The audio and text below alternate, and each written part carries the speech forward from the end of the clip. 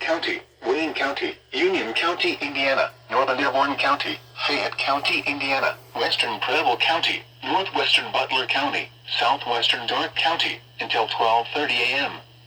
At 11:51 p.m., severe thunderstorms were located along a line extending from 10 miles southwest of New Castle to 8 miles northwest of Lake Santee to 9 miles south of Vernon, moving northeast at 65 miles an hour.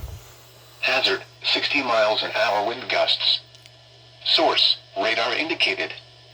Impact, expects damage to trees and power lines.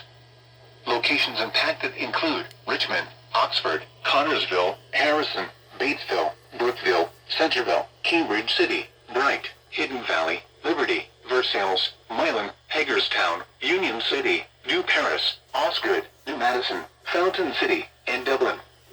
This includes the following interstates: I-70 in Indiana between mile markers 134 and 156. I-70 in Ohio between mile markers 0 and 9.